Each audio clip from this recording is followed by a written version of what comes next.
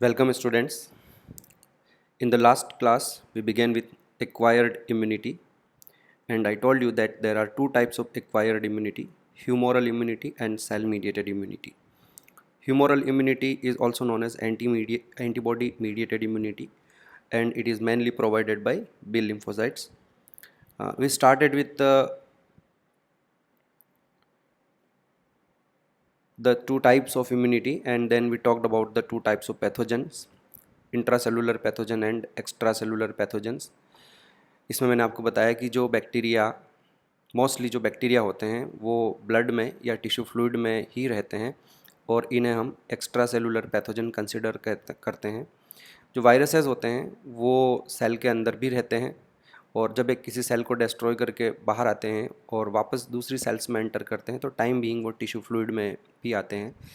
तो जो हमारे बी लिम्फोसाइट्स हैं या यूँ कहें जो हमारी ह्यूमोरल इम्यूनिटी है, मैंने एक इम्पॉर्टेंट पैरामीटर बताया कि it provide protection against extra cellular pathogen और जो सेल मीडिएटेड इम्यूनिटी है it provide protection against intra cellular pathogen particularly viruses. तो we should know the difference between extra cellular and intra cellular pathogen.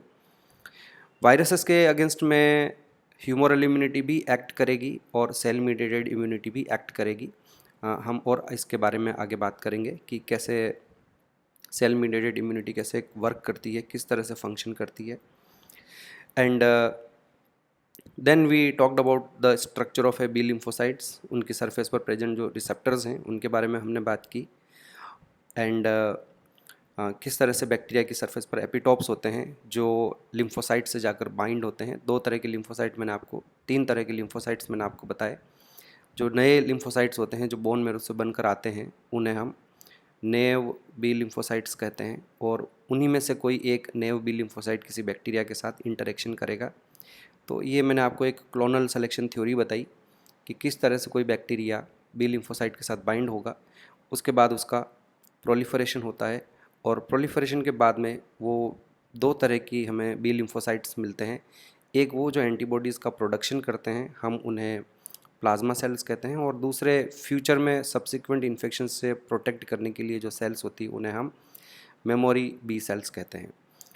जो plasma sales होते हैं जैसा कि आपको यहाँ इस डायग्राम में दिखाई दे रहा है, they produce a huge army of antibodies and these antibodies then circulate, get spread all over the body via blood and tissue fluid and lymph, and that bind with the bacteria, they bind with the antigen and destroy that bacteria or antigen wherever it is present। बस ये ध्यान रखना है कि जो bacteria जो pathogen होना चाहिए वो बॉडी में कहीं पर भी हो, सेल के अंदर नहीं होना चाहिए क्योंकि एंटीबॉडीज सेल के अंदर नहीं जाते। Antibodies will remain in the blood, will remain in the tissue fluid, will also remain in the lymph, but will never enter into a cell। और क्योंकि जो बॉडी फ्लूइड्स होते हैं उन्हें हम ह्यूमर भी कहते हैं, तो ये देखिए बॉडी फ्लूइड के लिए एक वर्ड यूज़ किया है हमने, ह्यूमर। तो ये जो हमने बी सेल मीडिएटेड इम्यूनिटी, जो एंटीबॉडी मीडिएटेड इम्यूनिटी की अभी बात की हमने, इसे हम ह्यूमरल इम्यूनिटी इसलिए कहते हैं क्योंकि antibody remains in the humour, in the body fluid. Okay बच्चों, जो हमारा लास्ट पॉइंट था इसमें वो यही था कि ये जो एंटीबॉडीज़ बन रहे हैं ये बैक्टीरिया के साथ बाइंड होते हैं, एंटीजन के साथ बाइंड होते हैं और उसे अल्टीमेटली डिस्ट्रॉय करते हैं। तो अब डेफिनेटली अगर हमें इम्यूनिटी ढंग से सीखनी है और समझनी है तो हमें ये पता होना चाहिए कि how this antibodies destroy the antigen, how this antibodies destroy the bacteria. तो उसके लिए हमें सबसे पहले ये पता होना चाहिए कि what is the structure of antibody. तो पहले हम ये क्लियर करें कि एंटीबॉडी का स्ट्रक्चर कैसा होता है और उसके बाद हम बात करेंगे कि वो एंटीबॉडी एंटीजन के साथ कैसे जुड़ते हैं और कैसे वो अल्टीमेटली उसे डिस्ट्रॉय करते हैं। तो बच्चों let's begin with the structure of antibody. तो सबसे पहला पॉइंट हमें यहाँ ये ध्यान रखना है कि जो एंटीबॉडीज़ होते हैं they are glycoprotein in nature. Means वो प्रोटीन के बने होते हैं और उनसे एसोसिएटेड कुछ कार्बोहाइड्रेट्स भी होते हैं, and therefore antibodies are glycoprotein in nature. हर एंटीबॉडी मॉलिक्यूल में अगर आप देखें तो 4 पॉलीपेप्टाइड चेन्स होगी। तो एक ये हो गई, एक ये हो गई, 2 पॉलीपेप्टाइड चेन ये हो गई, और 2 और पॉलीपेप्टाइड चेन्स होती है। तो यहाँ बना देते हैं, एक और पॉलीपेप्टाइड चेन ये बना देता हूँ मैं, एक और पॉलीपेप्टाइड चेन ये बना देता हूँ। तो 4 इस तरह से हमारे पास चेन्स होती है, जिनमें से 2 जो ब्लैक कलर की मैंने यहाँ बनाई है, ये पॉलीपेप्टाइड चेन का मतलब समझते हैं बच्चे आप? पॉलीपेप्टाइड चेन का मतलब अमाइनो एसिड की एक लंबी सी चेन है, और यहाँ टोटल हमारे पास 4 चेन्स हैं।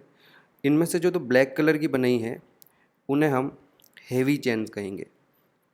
They are known as heavy chains. So how many heavy chains are there? तो देयर आर 2 हेवी चेन्स और देयर आर 2 लाइट चेन। तो ये जो 2 है हमारे पास, एक ये और एक ये जो है, ये दोनों हमारे पास लाइट चेन्स हैं। और मैंने प्रोटीन के समय आपको पढ़ाया कि कोई भी प्रोटीन जिसमें एक से ज़्यादा पॉलीपेप्टाइड चेन होती है उसे हम मल्टीमरिक प्रोटीन कहते हैं। तो we can say that the antibodies are also multimeric proteins. They are multimeric proteins. क्या मतलब हुआ मल्टीमरिक प्रोटीन्स का? Because they are made up of more than 1 polypeptide chain. How many such chains are there? तो 4 chains यहाँ पर है। और कोई भी प्रोटीन जिसमें एक से ज़्यादा पॉलीपेप्टाइड चेन होती है, they always show quaternary structure. तो ये एंटीबॉडी का जो स्ट्रक्चर आपको यहाँ दिखाई दे रहा है, ये एक क्वाटरनरी स्ट्रक्चर है ना। 3-4 लेवल्स होते हैं, primary structure, secondary structure, tertiary structure और क्वाटरनरी स्ट्रक्चर। तो यहाँ ये जो एंटीबॉडी का आपको दिखाई दे रहा है, ये उसका क्वाटरनरी स्ट्रक्चर दिखाई दे रहा है। और हमें ये भी ध्यान रखना है कि जो क्वाटरनरी स्ट्रक्चर्स होते हैं किसी भी प्रोटीन के, उनमें जो प्रोटीन्स है आपस में वो एक दूसरे के साथ डाइसल्फाइड बॉन्ड के साथ जुड़ती है। तो you can find that there would be several disulphide bonds. तो यहाँ ये हमने कुछ डाइसल्फाइड बॉन्ड बनाए हैं, यहाँ पर भी होंगे, ये इस तरह से देयर आर सेवरल। अभी मैं सारे नहीं बना रहा हूँ बट ओके, आप एज्यूम कर लें कि यहाँ खूब सारे डाइसल्फाइड बॉन्ड्स होंगे। तो अभी तक तो आपने ये देखा, अच्छा ये कि हर पॉलीपेप्टाइड चेन में डाइसल्फाइड बॉन्ड है, बट हमें ये भी ध्यान रखना है कि ये आपस में भी एक दूसरे के साथ डाइसल्फाइड बॉन्ड की हेल्प से जुड़े रहते हैं। तो ये देखिए इस जगह पर ये जो मैंने बनाए हैं, तो दोनों जो हैवी चेन्स हैं वो एक दूसरे से लिंक हो गई है डाइसल्फाइड बॉन्ड की हेल्प से। और एक अब मैं यहाँ बना के बताता हूँ आपको कि देखिए ये यहाँ पर भी एक डाइसल्फाइड बॉन्ड बना दिया। तो इससे ये कंफर्म हो गया कि जो लाइट चेन और हैवी चेन है वो भी आपस में एक दूसरे के साथ, यहाँ पे भी बना देता हूँ मैं। आपको पता है डाइसल्फाइड बॉन्ड कैसे बनता है? डाइसल्फाइड बॉन्ड किन्हीं 2 सिस्टीन अमीनो एसिड के आमने सामने पोजीशन होने पर डाइसल्फाइड बॉन्ड्स बनते हैं। उनके जो थायोल ग्रुप होते हैं, एसएच ग्रुप, उनके बीच में ये डाइसल्फाइड बॉन्ड बनता है। तो there are so many disulphide bond. और आप देखिए कि ये इस तरह से हमारे पास एक एंटीबॉडी का स्ट्रक्चर बनता है। अभी थोड़ा और बात करेंगे हम इसके बारे में। बिफोर प्रोसीडिंग टू दैट, यहाँ मैं आपको ये बता देता हूँ कि जो एंटीबॉडीज़ हैं हम उन्हें इम्यूनोग्लोब्युलिन्स भी कहते हैं। इम्यूनोग्लोब्युलिन्स भी कहते हैं। तो एक तो इनकी नेचर बता दी मैंने आपको, ये ग्लाइकोप्रोटीन नेचर के होते हैं। इनका एक नाम और बताया मैंने एंटीबॉडी का, वो है इम्यूनोग्लोबुलिन। और एक और बता रहा हूँ मैं कि हम इन्हें गामा ग्लोब्युलिन्स भी कहते हैं। तो ये सब एंटीबॉडीज़ के ही नाम हुए हैं, इम्यूनोग्लोबुलिन्स या gamma globulins. Okay, now I have a diagram to show you. ये एक कार्टून तो मैंने खैर बना ही दिया है, but we have another cartoon of antibody. तो इसको हम यहाँ पर देखते हैं। ये देखिए, इस डायग्राम को आप ध्यान से देखिए। इसमें हमें यहाँ इस तरह की ये चेन्स दिखाई दे रही है। तो अगेन लेट्स कम टू, ये हमारे पास एक हैवी चेन हो गई, 2 हैवी चेन्स हैं ये, और एक ये हो गई, और एक ये हमारे पास लाइट चेन हो गई। और ये देखो कई सारे यहाँ पर, इस जगह पर, यहाँ पर ये सारे डाइसल्फाइड बॉन्ड्स हैं बच्चों। यहाँ एक ध्यान दें कि ये वाला जो रीजन है इसे हम हिंज रीजन कहते हैं। This is known as hinge reason.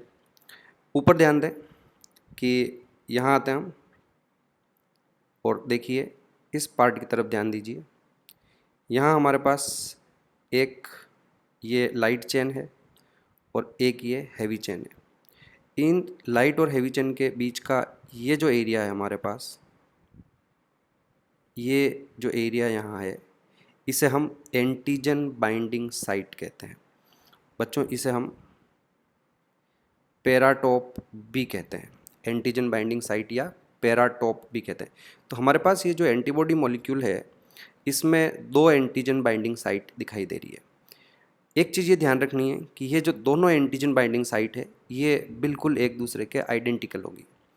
यानी जो बैक्टीरिया की सरफेस पर एपिटॉप्स होते हैं, जो कि मैंने आपको बताया जिनके साथ ये एंटीबॉडी बाइंड होते हैं, ये एपिटॉप जो होंगे, ये जो पैराटॉप्स होंगे एंटीजन बाइंडिंग साइट, ये उस बैक्टीरिया के एपिटॉप के साथ जाके बाइंड होते हैं। तो अब क्लियर हो गया होगा आपको कि वहाँ बैक्टीरिया की सरफेस पर जो हमने एंटीजेनिक डिटर्मिनेंट्स थे, उन्हें हमने एपिटॉप नाम दिया, और जो हमारे एंटीबॉडीज़ के ऊपर जो बाइंडिंग साइट्स होती है, जो उन एपिटॉप से जाके बाइंड होते हैं, उन्हें हम यहाँ पैराटॉप कहते हैं। और ये जो दोनों एंटीजन बाइंडिंग साइट है एक एंटीबॉडी की सरफेस पर, वो दोनों एक दूसरे के आइडेंटिकल होगी। दूसरा पॉइंट ये ध्यान रखना है कि जैसे हमारे पास कोई एक बी लिम्फोसाइट है और इसकी सरफेस पर ये जो एंटीबॉडीज़ हैं, क्योंकि अभी तो हम इनको रिसेप्टर कहते हैं, लेकिन मैंने आपको बता दिया कि once they are secreted these same molecules are known as antibodies.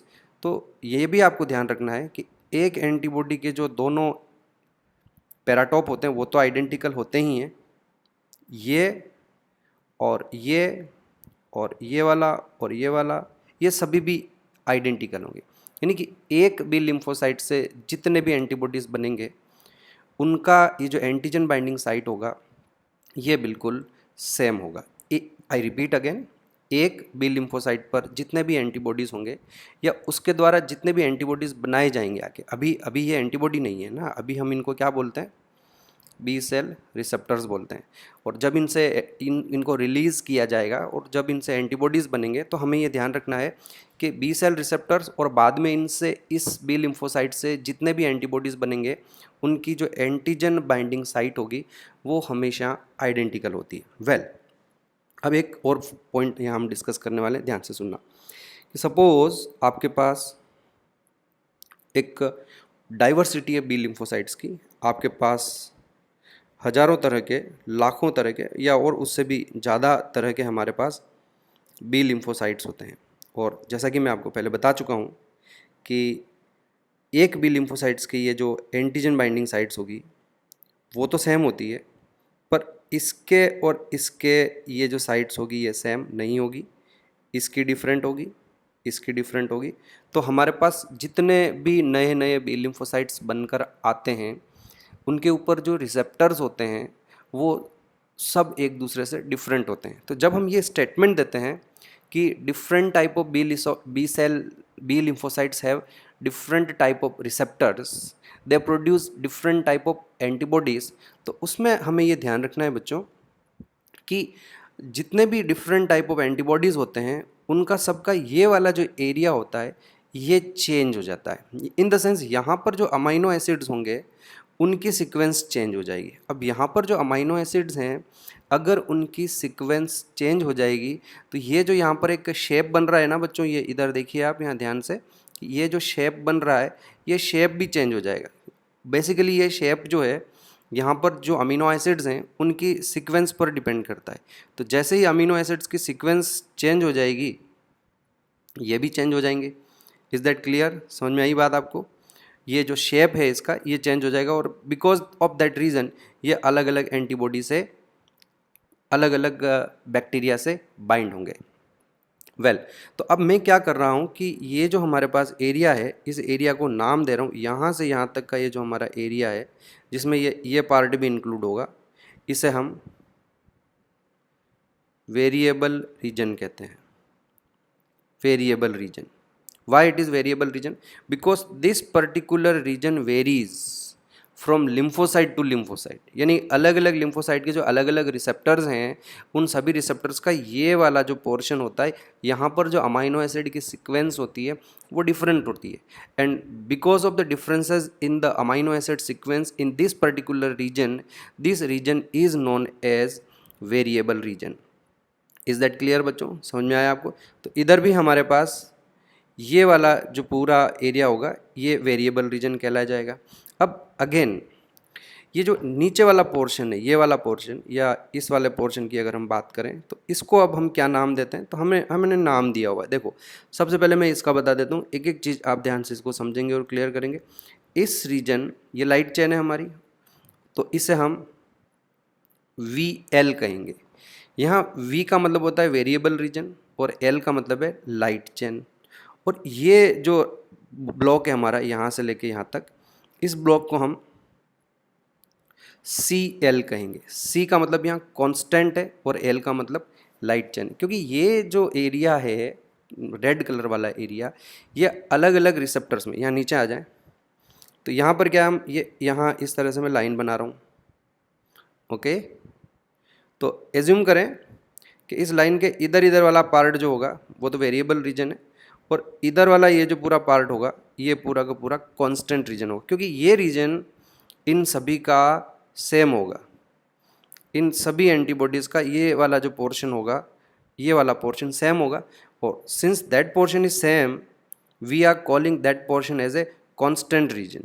Okay, तो अब सिमिलरली ये हमारे पास एक हैवी चेन है, तो इस हैवी चेन में ये वाला जो पार्ट होगा, यहाँ से लेके यहाँ तक का ये जो पार्ट होगा, इसे हम VH कहेंगे, means variable region of heavy chain. और ये अब हमारे पास जो ऑरेंज कलर का पोर्शन यहाँ से यहाँ तक, ये पूरा कांस्टेंट रीजन होता है। और इस डायग्राम में बना नहीं रखा है, लेकिन इसको हम 3 डोमेन्स में डिवाइड करते हैं। तो एक लाइन यहाँ बना देता हूँ मैं और एक लाइन यहाँ बना देता हूँ, 3 अलग अलग एरिया में डिवाइड करते हैं इसको। तो इस पार्ट को हम कहेंगे CH1।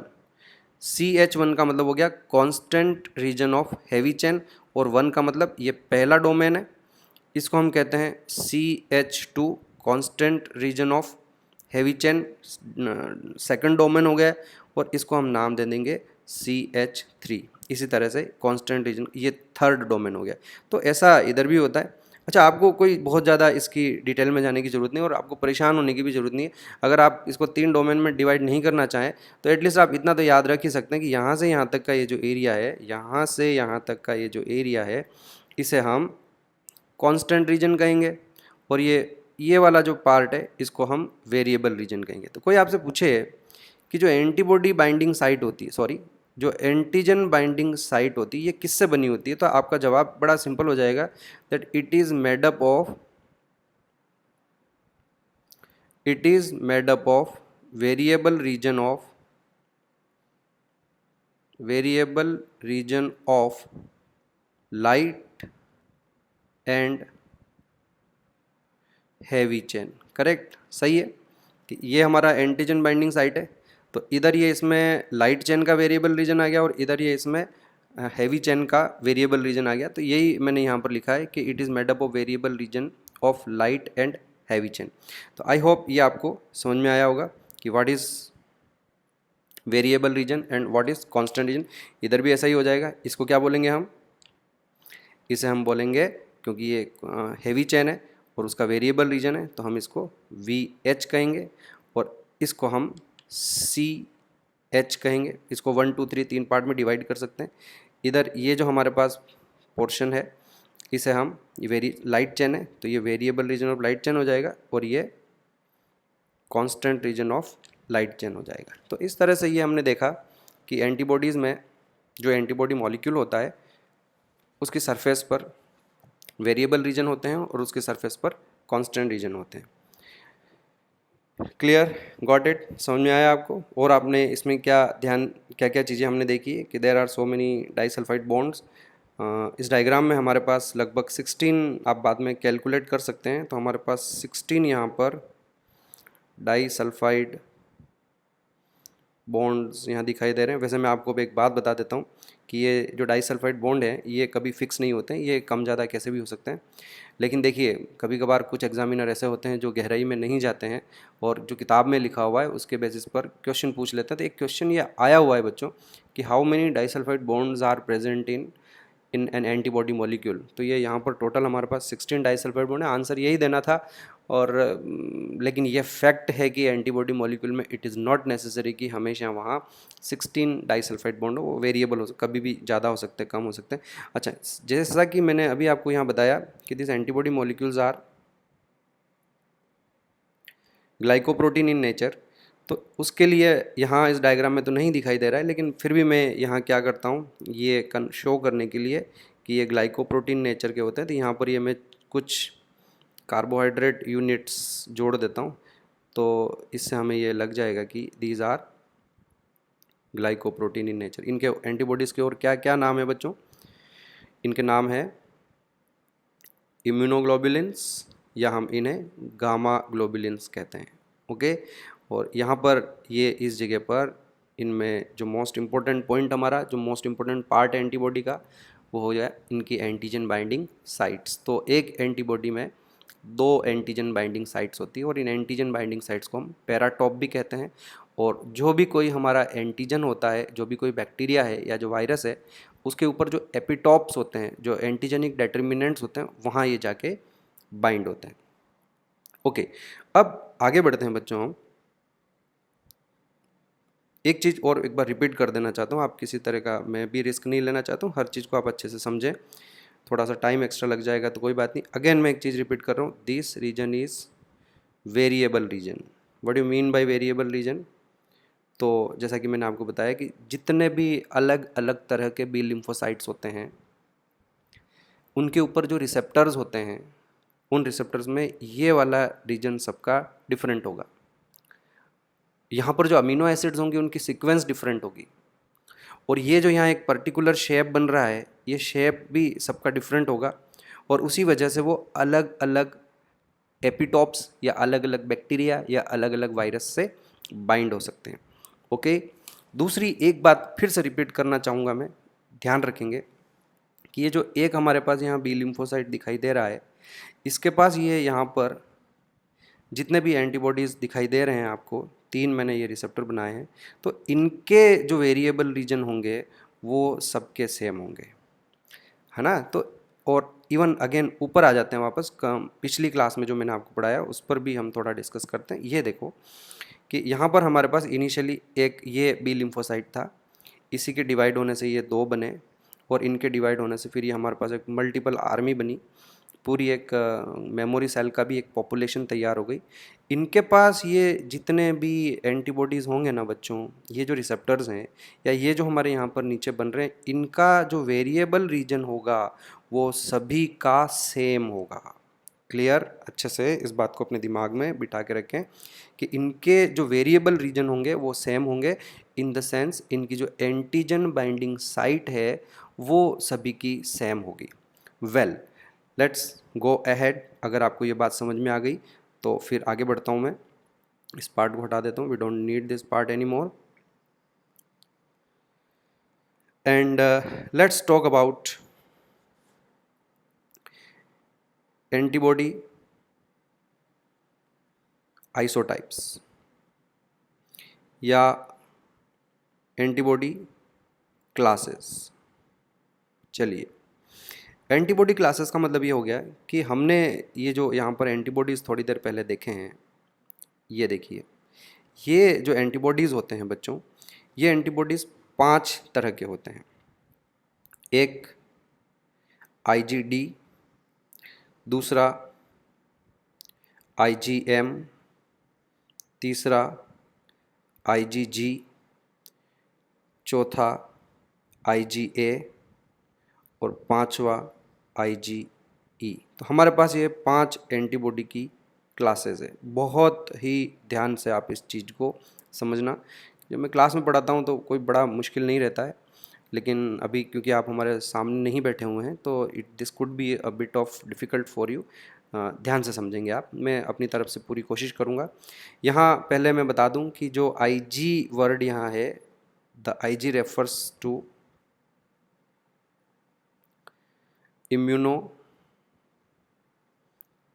इम्यूनोग्लोबुलिन्स। तो हमारे पास immunoglobulin D, immunoglobulin M, G, A, E, इस तरह के अलग अलग तरह के एंटीबॉडीज़ होते हैं।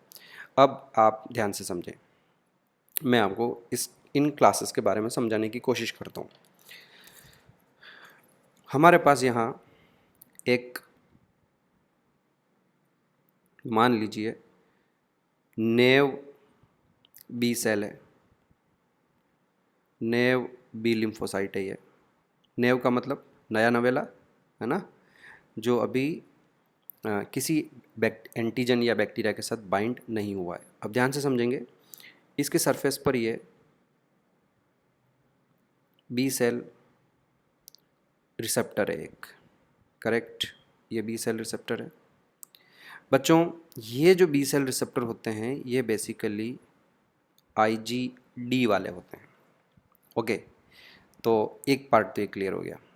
IgD को अगर आप बुक में देखेंगे तो हम इसको एंटीबॉडी कंसीडर नहीं करते हैं, कई बुक्स में मिलेगा आपको, लेकिन जो आपकी बुक है उसमें जब एंटीबॉडी की क्लासेस बता रखी है, उन क्लासेस में 4 ही नाम बता रखे हैं, IgD का नाम नहीं बता रखा है। क्लियर है? उसका रीज़न है कि IgD are never secreted, they always remain on the surface of B lymphocyte. इनका सिक्रीशन नहीं होता है, they will remain on the surface. और मैंने भी आपको ये बात पहले बताई कि जब तक कोई मॉलिक्यूल उसकी सरफेस पर है बी लिम्फोसाइट की, हम उसे बी सेल रिसेप्टर कहते हैं, हम उसे एंटीबॉडी नहीं कहते हैं। तो इसका कभी भी सिक्रीशन नहीं किया जाएगा, it will remain here only.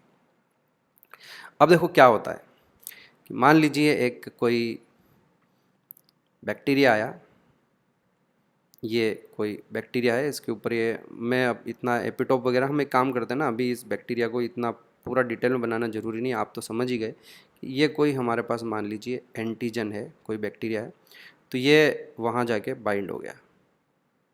अब जब ये बाइंड हुआ तो आपको पूरा प्रोसेस मैंने एक्सप्लेन किया था कि सबसे पहले क्या होगा, एंटीजन विल बी इंटरनलाइज्ड, पहले उसको अंदर ले लिया जाएगा, उसको तो डिस्ट्रॉय कर दिया जाएगा, और इंटरनलाइजेशन के बाद the lymphocyte will undergo, lymphocyte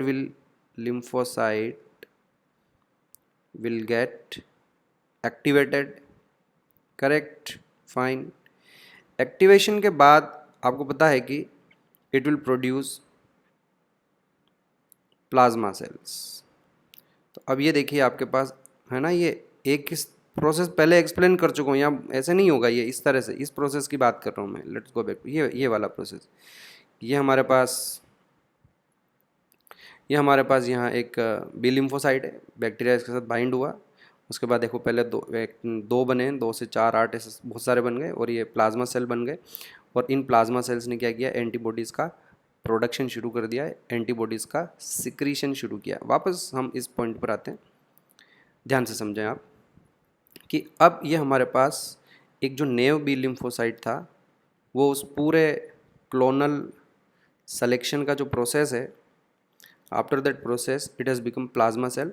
और हम ये जानते हैं कि ये जो प्लाज्मा सेल है, it will start producing antibodies, correct, well ध्यान से सुनना बच्चों आप, ये जो एंटीबॉडीज़ सिक्रीशन हो रहा है, ये एंटीबॉडीज़ IgM टाइप के होंगे, और ये यहाँ जो इस जगह पर हमारे पास उसकी रिसेप्टर जो था वो IgD था। क्लियर रखें अपना माइंड, मैं एक पॉइंट एक्सप्लेन करने जा रहा हूँ, ध्यान से समझे उसको। मैं ये बताने जा रहा हूँ बच्चों कि इस IgD में और इस IgM में क्या फ़र्क है और क्या सिमिलरिटीज़ है, क्या डिफरेंस है और क्या सिमिलरिटी है। Let me explain it to you. इसका ये जो वेरिएबल रीजन है, ये जो ये वेरिएबल रीजन है इसका, ये वाला रीजन और इनका जो वेरिएबल रीजन होगा वो सेम होगा। यानी कि इस IgD में और इस IgM में जो इनके एंटीजन बाइंडिंग साइट्स हैं वो बिल्कुल सेम होंगे, कोई फ़र्क नहीं होगा। यानी कि ये जो IgM अभी आपके यहाँ पर बने हैं ये उसी बैक्टीरिया के साथ बाइंड हो सकते हैं। Okay, clear? हो सकते हैं क्या? ये उसी बैक्टीरिया के साथ बाइंड होंगे क्योंकि इस IgD और इस IgM के वेरिएबल रीजन में यानी कि इनकी एंटीजन बाइंडिंग साइट में कोई चेंज नहीं आया। लेकिन अगर मैं इस पीछे वाले पोर्शन पर ध्यान दूं, यहाँ होता है ना जो वेरिएबल, ये इतना वेरिएबल रीजन है, तो मैं अगर वेरिएबल रीजन पर ध्यान नहीं दूं और मैं कांस्टेंट रीजन पर ध्यान दूं, इस पीछे वाले पोर्शन पर ध्यान दूं, है ना, तो ये वाला जो पोर्शन होगा वो IgD और IgM का डिफरेंट होगा। So how IgD and IgM are differing from each other? They are having different constant region.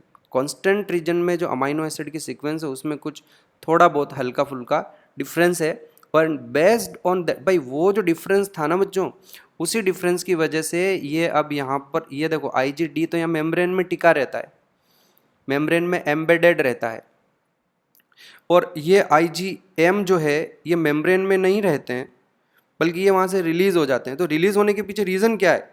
Release होने के पीछे रीज़न यही है बच्चों, इनका जो कांस्टेंट रीजन है वहाँ पे जो अमाइनो एसिड की सीक्वेंस है वो चेंज हो गई है। तो ये जो हमारा प्लाज्मा सेल होता है, ये जो ग्लोबुलिन्स बनाएगा उसमें थोड़ा सा स्विच ओवर होगा, उसकी अमाइनो एसिड की सीक्वेंस में थोड़ा चेंजेस आएंगे और उसकी वजह से अब जो हमारे पास ये एंटीबॉडीज़ यहाँ बन रहे हैं ये IgM टाइप के हैं। You must understand it. IgM और इस ऊपर वाले IgD में फ़र्क क्या है? इन दोनों में जो डिफरेंस है वो उनके कांस्टेंट रीजन का है। सिमिलरिटी क्या है? सिमिलरिटी ये है बच्चों कि इन दोनों के जो वेरिएबल रीजन हैं वो बिल्कुल सेम होंगे और जो बैक्टीरिया यहाँ जाके बाइंड हुआ था ये एंटीबॉडीज़ रिलीज़ होने के बाद उसी बैक्टीरिया के साथ जाके बाइंड होंगे। Okay, now listen. अब ये जो हमारे पास यहाँ प्लाज्मा सेल है जो कि IgM एंटीबॉडी बना रही है, ये लगभग महीने भर तक इसी तरह से IgM एंटीबॉडी का प्रोडक्शन करेगी। उसके कुछ टाइम बाद इसमें एक चेंज आएगा, एक स्विच ओवर आएगा और अब इससे जो एंटीबॉडीज़ बनेंगे वो वापस थोड़े डिफरेंट टाइप के बनेंगे और अब जो बन रहे हैं बच्चों ये एक्चुअली IgG टाइप के बनेंगे। So now it is IgG। तो जो IgD थे, जो IgM है और जो IgG है, all these are produced by this same B lymphocyte. इसी से बन रहे हैं, सिक्वेंशियली बन रहे हैं। जब ये एक्टिवेट नहीं हुआ था तो इसके जो मेम्ब्रेन में रिसेप्टर्स थे वो IgD टाइप के थे। जब इसका एक्टिवेशन हो गया, इसने डिवाइड होना शुरू किया और जो डॉटर सेल बनी, तो जो डॉटर सेल्स बनी जिन्हें हमने नाम दिया plasma cells, this plasma cells will not produce IgD. For the first 1 month they will produce IgM and after some 1 month they will start producing IgG. अब now the question कि what is the difference between IgM and IgG? तो इसमें आपको ध्यान रखना है कि again ये जो हमारे पास ये जो एंटीबॉडी है और ये जो एंटीबॉडी है इनमें फ़र्क क्या है और सिमिलरिटी क्या है। तो अगेन मैं आपको यही बताना चाहूँगा कि इनका जो कांस्टेंट रीजन होगा वो तो वापस वो का वही रहेगा, कोई चेंज नहीं आएगा। लेकिन ये जो कांस्टेंट रीजन गलत बोल गया, वेरिएबल रीजन बोलना था, कि ये जो वेरिएबल रीजन है और ये जो वेरिएबल रीजन है दोनों के IgM के और IgG के वेरिएबल रीजन है वो बिल्कुल सेम है। लेकिन ये वाला जो पार्ट है ना कांस्टेंट रीजन, इसमें फिर से एक चेंज आया, इसका अमाइनो एसिड सीक्वेंस में फिर से कुछ चेंज आया और अब जो चेंज्ड सीक्वेंस है based on that change sequence now we are calling it IgG antibody. तो अब हमारे पास 3 हो गए। सबसे पहले ऊपर ही ऊपर IgD थे, उसके बाद IgM बने और उसके बाद IgG बने। अब तीनों में क्या फ़र्क है, क्या सिमिलरिटीज़ है और क्या डिफरेंसेस है? तीनों में सिमिलरिटी ये है, तीनों के वेरिएबल रीजन सेम है, तीनों का जो एंटीजन बाइंडिंग साइट है वो सेम है। All these three can bind with the same antigen but their constant regions are different. Okay, आगे बढ़ते हैं।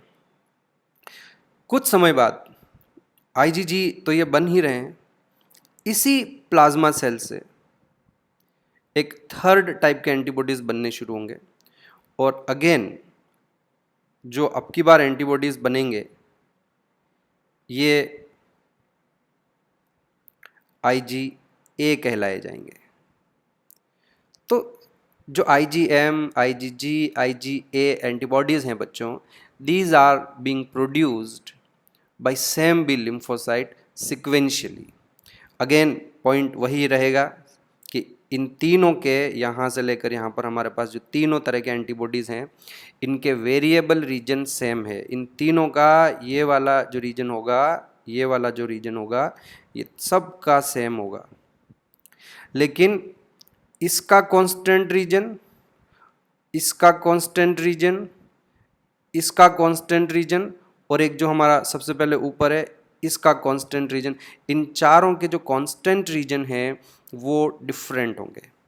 तो इसका मतलब ये हो गया कि जो हमारी एंटीबॉडीज़ की क्लासेस हैं IgG, IgM, इनमें इनके जो कांस्टेंट रीजन होंगे वो डिफरेंट होंगे। और यूजुअली क्या होता है बच्चों कि एक जो प्लाज्मा सेल है वो इनिशियली इन्फेक्शन के तुरंत बाद IgM बनाती है, फिर लार्ज क्वांटिटी में IgG और IgA भी बनाती है। पर रेयरेस्ट केसेस में कोई प्लाज्मा सेल कभी कभी IgE एंटीबॉडी भी बनाते हैं, और जब IgE एंटीबॉडी बनते हैं तो वो बड़ा ही ख़राब काम होता है। हमारी बॉडी ये चाहती है और इवन हम ये चाहते हैं कि हमारा कोई भी लिम्फोसाइट कभी भी IgE एंटीबॉडी नहीं बनाए, क्योंकि अगर IgE एंटीबॉडी बनाएंगे तो हमें उस एंटीजन के अगेंस्ट में एलर्जी हो जाएगी बच्चों। वो मरेगा नहीं मरेगा, इट्स ऑल डिफरेंट थिंग, लेकिन सबसे बड़ी प्रॉब्लम ये हो जाएगी we will become allergic to that antigen, है ना। तो एक चीज़ यहाँ से पहला एक क्वेश्चन ही हमारे लिए ये बड़ा इंपॉर्टेंट बन गया कि which antibody cause allergic reactions. तो जो IgE एंटीबॉडी होंगे they are responsible for allergic reactions. तो एलर्जी क्या होती है ये तो मैं आपको बाद में पढ़ाऊंगा। हमारा अभी ये IgE एंटीबॉडी से कोई बहुत ज़्यादा लेना देना नहीं है। ये बनते भी बहुत ही कम क्वांटिटी, रेयरली कभी कभार बनते हैं। हर इंसान को एलर्जी होती भी नहीं है, हर पर्सन एलर्जिक नहीं होते हैं। कुछ एक लोग होते हैं जिनको एलर्जीज होती है, तो वो एलर्जी वाला पूरा हमारा मामला पूरा बिल्कुल डिफरेंट होगा। हमारा जो मेन कंसर्न रहेगा वो इन तीन पर रहेगा, IgM, IgG, IgA, और एक IgD पर कंसर्न रहेगा ही रहेगा, क्योंकि बी सेल जो हमारा बी लिम्फोसाइट है उसकी सरफेस पर जो रिसेप्टर्स हैं वो तो हमारे IgD टाइप के हैं ही, तो वो वहाँ पर रहते हैं। और जब एक बी लिम्फोसाइट एक्टिवेट होकर प्लाज्मा सेल बनाता है तो वो प्लाज्मा सेल सिक्वेंशियली तीन तरह के एंटीबॉडीज़ बनाएगा, IgM, IgG, IgA। हमें ये ध्यान रखना है कि जो हमारा IgD रिसेप्टर है वो, और उसके बाद हमारे पास ये जो 3-4 तरह के एंटीबॉडीज़ हैं, इन सब के वेरिएबल रीजन जो होंगे वो सेम रहेंगे, लेकिन इनके जो कांस्टेंट रीजन होंगे वो डिफरेंट हो जाएंगे। और ये जो क्लासेस के नाम दिए हैं it is based on the differences in their constant region. I hope आपको एक बात ये समझ में आ गई होगी। लेकिन अभी हमारी बात यहाँ ख़त्म नहीं होती है। आप लोगों के दिमाग में एक क्वेश्चन आ रहा होगा कि जब मैंने एंटीबॉडी का स्ट्रक्चर पढ़ाया, let's come to that structure, और मैंने आपको बताया कि जो डिफरेंट टाइप ऑफ एंटीबॉडीज़ होते हैं उनमें ये जो वेरिएबल रीजन होता है वो डिफरेंट होता है।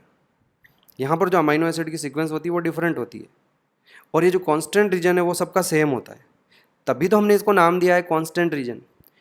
तो इसके जस्ट ऑपोजिट मैंने एक यहाँ नीचे आने के बाद एक कॉन्ट्राडिक्टरी स्टेटमेंट दे रहा हूँ कि ये जितनी भी तरह के एंटीबॉडीज़ हैं इनके सब के जो कांस्टेंट रीजन है वो एक दूसरे से डिफरेंट है। तो अब हुआ ये, इसको मैं आपको थोड़ा समझा देता हूँ, ध्यान से समझेंगे आप। मान लीजिए आपके पास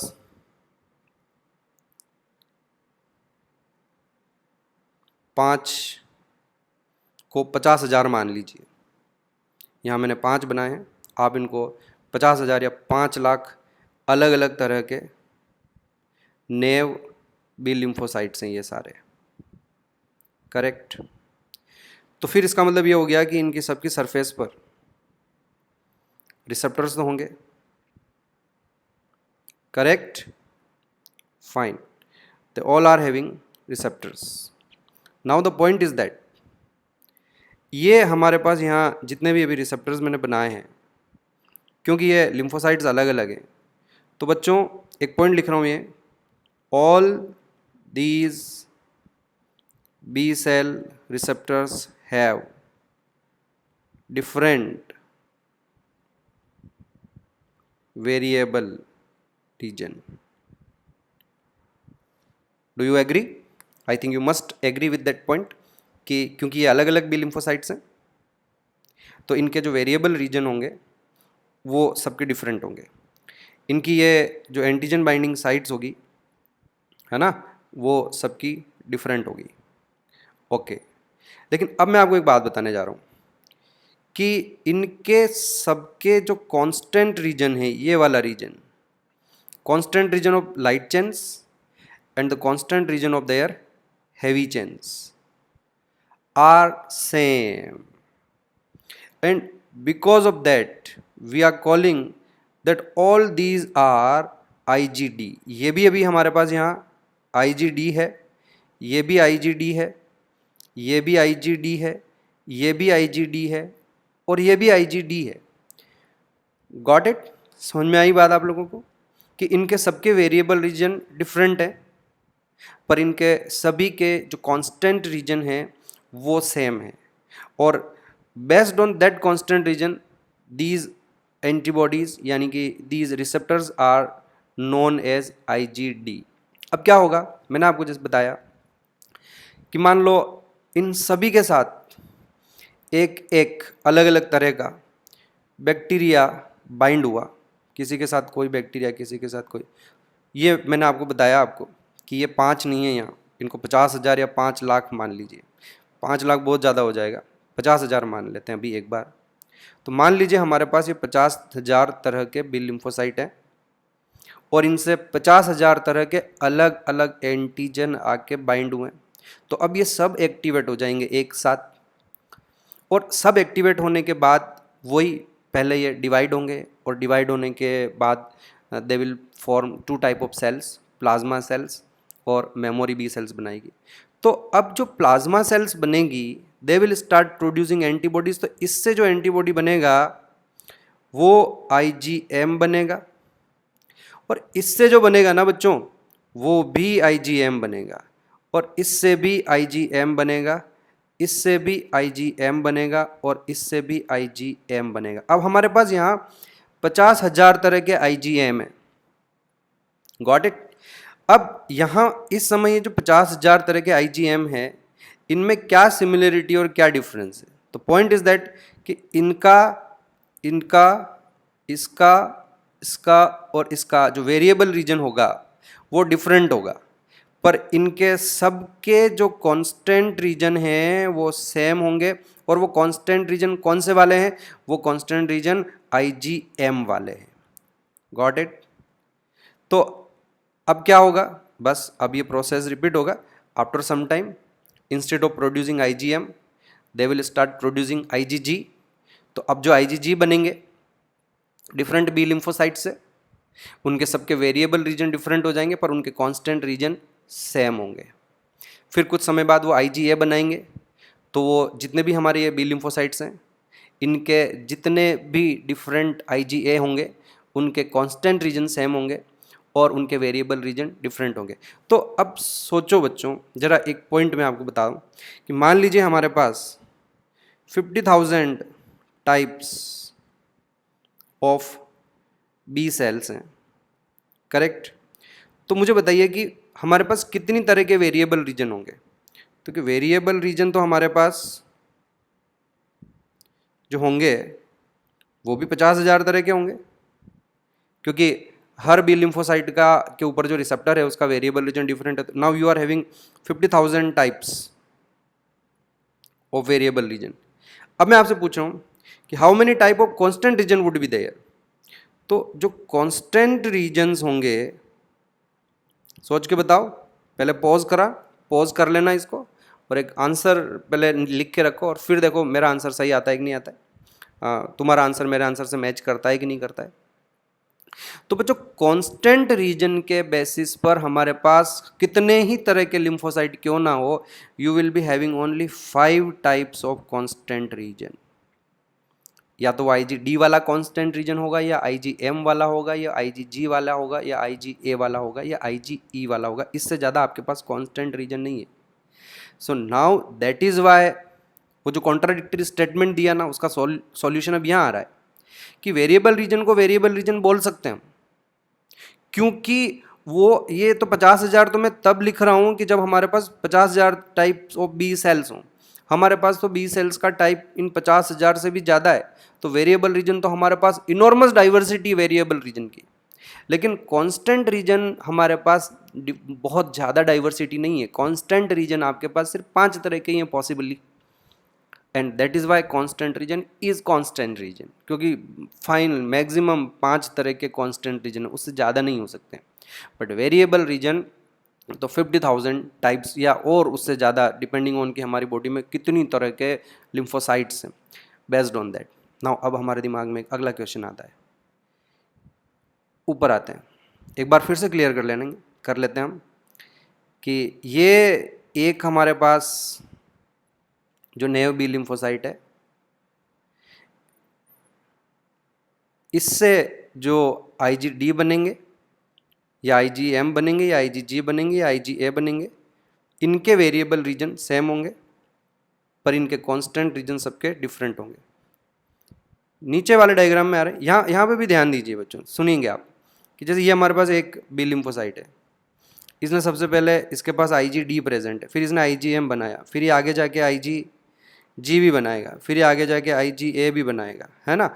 और अगर कभी बना तो हो सकता है ये आगे जाके IgE भी बनाए। द पॉइंट इज़ दैट कि ये यहाँ पर हमारे पास जितने भी एंटीबॉडीज़ हैं एक बी लिम्फोसाइट से बनने वाले, इनके सभी के वेरिएबल रीजन जो होंगे वो सेम होंगे, और इनके कांस्टेंट रीजन डिफरेंट होंगे। क्लियर? 5 तरह के कांस्टेंट रीजन होंगे, और इसी वजह से यहाँ पर ये हमारे पास 5 तरह के IgM, IgG, IgA, IgE इस तरह से। ऑन द कॉन्ट्रारी इधर आए हम यहाँ, तो ये जितने भी हमारे पास IgM हैं, इन सभी के कांस्टेंट रीजन सेम होंगे, पर इनके वेरिएबल रीजन डिफरेंट होंगे। सिमिलरली ये ऊपर देखें अगर हम, तो यहाँ पर ये जो डिफरेंट टाइप्स ऑफ IgD हैं, ये सब IgD हैं, तो इनके सबके कांस्टेंट रीजन सेम होंगे, पर क्योंकि ये अलग अलग लिम्फोसाइट से बन रहे हैं, तो इनके जो वेरिएबल रीजन होंगे वो डिफरेंट होंगे। आई होप कि आपको ये चीज़ समझ में आ गई होगी। सिमिलरली अगर आगे यहाँ पर IgG बनते हैं, इससे भी आगे जाके IgG बनते हैं, इससे भी आगे जाके IgG, और यहाँ पर भी IgG बनते हैं, तो इन सभी IgG में जो वेरिएबल रीजन होगा वो तो सबका डिफरेंट होगा, क्योंकि ये अलग अलग बी लिम्फोसाइट्स के IgG हैं, लेकिन क्योंकि ये IgG हैं तो इनके सबके कांस्टेंट रीजन सेम होंगे। आई होप कि अब आपको ये अच्छे से समझ में आ गया होगा, और अभी भी अगर आपको ये समझ में नहीं आया तो I can't help it, okay.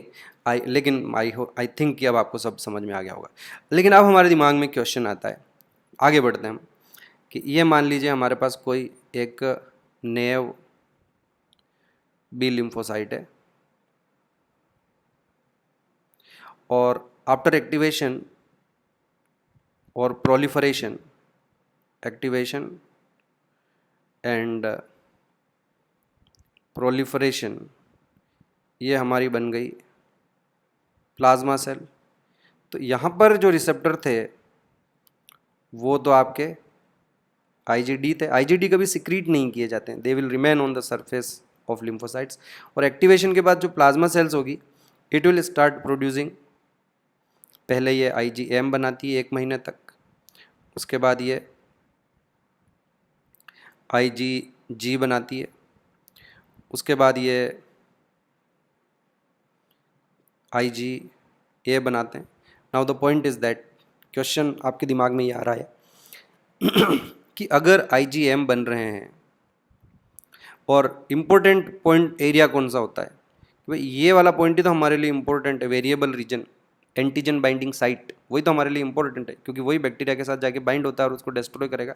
तो जब ये हमारे पास ऑलरेडी प्रेजेंट है, why we are continuously changing the constant region of the antibodies which are being produced by a plasma cell, हमें ज़रूरत क्यों हो रही है कि why we are repeatedly changing this constant region, इसका क्या रोल है बच्चों, इसका कोई रोल ही नहीं है, ये तो बैक्टीरिया से जाके बाइंड हो जाता है, वेरिएबल रीजन की हेल्प से बाइंड होता है। तो बच्चों इनका रोल है, constant region is also important, not with the binding with the antigen, antigen के साथ बाइंड नहीं होता ये, तो इसलिए इसका एंटीजन के साथ बाइंडिंग में कोई रोल नहीं है, but the constant region play a very important role in that how that antigen, how that bacteria will be eliminated from the body. समझ में आई बात आप लोगों को? तो now we will talk about the antigen antibody interaction और the role of constant region. समझिए आप, थोड़ी देर में आपको ये चीज़ अच्छे से क्लियर हो जाएगी, बड़ा मज़ेदार है ये भी, इनफैक्ट एंटायर इम्यूनोलॉजी ही बड़ी मज़ेदार होती है। तो देखिए, अब जो मैं आपको पढ़ाने जा रहा हूँ वो है antigen antibody reaction, antigen antibody reaction. जैसा कि मैंने आपको अभी तक ये बताया है कि जो बैक्टीरिया है या कोई एंटीजन है वो बी सेल्स के साथ बाइंड होता है, बाइंड होने के बाद वो जो बी सेल है वो एक्टिवेट होकर एक प्लाज्मा सेल्स बनाती है और उनसे ये एंटीबॉडीज़ बनते हैं। और मैंने आपको समझाया कि एंटीबॉडीज़ जो है ह्यूमर के थ्रू, यानी कि बॉडी फ्लूइड के थ्रू पूरी बॉडी में सर्कुलेट होंगे, डिस्ट्रीब्यूट हो जाएंगे, स्प्रेड हो जाएंगे, और जहाँ कहीं पर भी वो बैक्टीरिया होगा उसके साथ वो उसके बाइंड होगी और उसको डिस्ट्रॉय करेगी। वेल बच्चों, जब ये एंटीजन उस एंटीबॉडी, सॉरी उल्टा लेते हैं हम, जब ये एंटीबॉडी उस एंटीजन के साथ बाइंड होता है तो क्या क्या पॉसिबिलिटी है, उसमें सबसे पहले तो मैं आपको यहाँ ये एक्सप्लेन करना चाहूँगा कि the forces which are responsible for binding, the forces which are responsible for binding of antibody with antigen, correct. तो मेरे पास एक फोटोग्राफ है, हम उसको ले लेते हैं डायरेक्टली और उसको हम जल्दी ख़त्म करेंगे।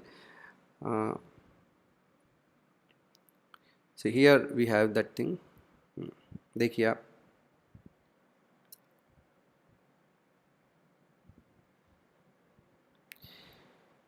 फाइन, देखिए इसको मैं एक्सप्लेन कर देता हूँ, इट्स वेरी सिंपल। मान लीजिए ये हमारे पास कोई एंटीबॉडी है और ये उसका एंटीजन बाइंडिंग साइट है, ये वाला, ये जो हम इस तरह से बनाते हैं ना, okay I have another diagram, एक बार फिर से ले लेते हैं उसको, ये देखिए। तो मान लीजिए इसको हम बाद में हटा देंगे, ये जो एरिया आपको दिखाई दे रहा है ना, तो ये एरिया यहाँ पर है, ये वाला वही एरिया है, मान लीजिए। तो यानी कि ये आपकी एंटीजन बाइंडिंग साइट है और ये आपका कोई एंटीजन है, और इस केस में हम ये मानकर चल रहे हैं कि जो एंटीजन है वो भी प्रोटीनेशियस नेचर का है। क्यों माना प्रोटीनेशियस नेचर का? क्योंकि मोस्ट ऑफ द जो एंटीजन्स हमारी बॉडी में एंटर करते हैं, मोस्ट ऑफ द एंटीजन्स वो प्रोटीनेशियस नेचर के होते हैं, या फिर कुछ कार्बोहाइड्रेट्स भी होते हैं, ओलिगोसैकेराइड्स भी होते हैं, बट मेजॉरिटी जो एंटीजन्स होते हैं वो प्रोटीनेशियस नेचर के हैं, इसलिए हमने यहाँ पर उन्हीं को लिया है। तो देखिए यहाँ पर हमारे पास दो मॉलिक्यूल्स हैं, एक हमारे पास एंटीबॉडी है और उसकी जो एंटीजन बाइंडिंग साइट है उसमें एक एंटीजन आके बाइंड हो रहा है। तो ये जो बाइंडिंग होती है ये या तो डिपेंड करती है, हाइड्रोजन बॉन्ड्स बनते हैं वहाँ। तो आप देखिए कि जैसे इसके जो अमाइनो एसिड्स हैं और इसका कोई CH2OH ग्रुप है, मान लीजिए यहाँ कोई अमाइनो एसिड है, तो उसके बीच में यहाँ देखो ये हाइड्रोजन और ऑक्सीजन के बीच में यहाँ आपके एक हाइड्रोजन बॉन्ड बन गया। तो जो एंटीजन एंटीबॉडी बाइंडिंग होती है उसमें एक इम्पोर्टेंट जो बॉन्ड बन सकता है वो पॉसिबली हाइड्रोजन बॉन्ड बन सकता है, या ये पॉसिबल है कि वहाँ आयोनिक बॉन्ड भी बन सकते हैं, कि जैसे ये जो अमाइनो एसिड है इसका ये जो नेगेटिव चार्ज है और यहाँ पर ये जो अमाइनो एसिड है इसका ये जो पॉजिटिव चार्ज है, यहाँ पर ये बॉन्ड बन गया, नेगेटिव पॉजिटिव इंटरेक्शन हो गया, अट्रैक्शन हो गया, तो ये आयोनिक बॉन्ड बन गया एक तरह से। हाँ, ये भी पॉसिबल है कि कई बार यहाँ पर ये इस अमीनो एसिड को देखिए आप, ये जो पूरा ब्लू कलर का है ये पूरा नॉन पोलार है, कोई किसी तरह का चार्ज नहीं है। ऑन द अदर हैंड आप इस अमीनो एसिड को देखिए, ये भी पूरा नॉन पोलार है। तो हम ये बहुत अच्छे से जानते हैं कि जो नॉन पोलार ग्रुप्स होते हैं they have a tendency to come close together, close proximity में उनके एक साथ चिपक कर रहने की टेंडेंसी होती है, वो एक साथ आसानी से मिक्स हो जाते हैं, बाइंड हो जाते हैं। तो उस तरह के जो नॉन पोलार ग्रुप्स होते हैं उनके बीच में जो इंटरेक्शन होता है, उनकी ये जो टेंडेंसी है साथ में रहने की, उस टेंडेंसी को हम हाइड्रोफोबिक इंटरेक्शंस कहते हैं। तो ये भी पॉसिबल होता है एक हाइड्रोफोबिक इंटरेक्शन, उसकी हेल्प से ये दोनों आपस में एक दूसरे के साथ जुड़ सकते हैं। बच्चों ये क्वेश्चन आया हुआ है। और चौथा जो उनके बीच फोर्सेस बनते हैं वो वंडरवॉल इंटरेक्शंस भी होते हैं। तो आपको ये भी पता है कि जब मॉलिक्यूल्स, दो अलग अलग मॉलिक्यूल्स एक दूसरे के पास आ जाते हैं तो शॉर्ट डिस्टेंस फोर्सेस हैं, वीक बॉन्ड्स होते हैं, वंडरवॉल इंटरेक्शंस होते हैं, तो वो भी हो सकते हैं। इस तरह से यहाँ पर 4 तरह के इंटरेक्शंस पॉसिबल हैं: hydrogen bonds, ionic bonds, hydrophobic interactions और वंडरवॉल इंटरेक्शंस। आपको मैं एक बात और यहाँ बता देता हूँ, इसमें आपके डाइसल्फाइड बॉन्ड नहीं आया है या और किसी इस तरह का आयोनिक बॉन्ड नहीं है। तो एक तो आप ये बात याद रख लें कि यहाँ आयोनिक बॉन्ड जो है वो नहीं बन रहे हैं, sorry not ionic bond, covalent bond. यहाँ किसी तरह का कोई कोवैलेंट बॉन्ड नहीं बन रहा है, कम होते हैं चांसेस कोवैलेंट बॉन्ड बनने के। और एक याद रखने के लिए थोड़ा सा मैं आपको आसानी से याद रहे एक चीज़ और बताना चाहता हूँ कि मैंने आपको बताया कि किसी प्रोटीन जब मैंने आपको पढ़ाया है उसमें मैंने आपको बताया है कि प्राइमरी स्ट्रक्चर क्या होता है। तो जो अमीनो एसिड की सीक्वेंस बनती है उस अमीनो एसिड की सीक्वेंस को हम प्राइमरी स्ट्रक्चर कहते हैं। प्रोटीन बायोमोलिक्यूल्स याद करिए आप। फिर मैंने आपको उसमें सेकेंडरी स्ट्रक्चर बताया अल्फा हेलिक्स, और एक बताया था आपको इस तरह के बीटा प्लीटेड शीट्स, याद आया आपको। तो यहाँ पर जो बॉन्ड्स होते हैं वो हाइड्रोजन बॉन्ड्स होते हैं, करेक्ट, गुड। फिर आता है टर्शरी स्ट्रक्चर। तो जो टर्शरी स्ट्रक्चर में इस तरह की जो फोल्डिंग होती है उस समय मैंने आपको डेफिनेटली बताया कि उन टर्शरी स्ट्रक्चर्स में वहाँ पर आयोनिक इंटरेक्शंस और हाइड्रोफोबिक इंटरेक्शंस के बारे में भी बताया गया, हाइड्रोफोबिक इंटरेक्शन। तो जिस तरह से किसी प्रोटीन का टर्शरी स्ट्रक्चर बनते समय जो फोर्सेस काम आते हैं वही फोर्सेस एक एंटीबॉडी की रिएक्शन एक एंटीजन से होती है तो होंगे, है ना। एक फ़र्क रहेगा, वो इतना सा फ़र्क रहेगा कि जब प्रोटीन के स्ट्रक्चर की बात करते हैं तो वहाँ पर डाइसल्फाइड बॉन्ड भी बनते हैं, और वो जो डाइसल्फाइड बॉन्ड होते हैं वो आयोनिक बॉन्ड होते हैं, सॉरी अगेन कोवैलेंट बॉन्ड होते हैं। और जब एक एंटीबॉडी की एक एंटीजन के साथ रिएक्शन होती है तो उसमें सिर्फ कोवैलेंट बॉन्ड मिसिंग है, बाकी वो के वो इंटरेक्शंस होंगे जो एक प्रोटीन मॉलिक्यूल का जो टर्शरी स्ट्रक्चर बनता है उस समय जो फोर्सेस काम करते हैं वही फोर्सेस यहाँ पर भी काम करेंगे। एनीवे, एक पार्ट हमारा कंप्लीट होता है। क्या समझाया मैंने यहाँ पर? सिर्फ यह समझाया कि एक एंटीजन एक एंटीबॉडी के साथ जब बाइंड होता है तो वहाँ कौन कौन से फोर्सेस काम करते हैं। ओके बच्चों, अब आगे का जो पार्ट है वो हम नेक्स्ट क्लास में करेंगे। आज के लिए हम इतना हमारे लिए काफ़ी है। कौन सा पार्ट बाकी है? अभी जो मेन इंटरेक्शंस बाकी हैं वो हम नेक्स्ट क्लास में करेंगे। Thank you.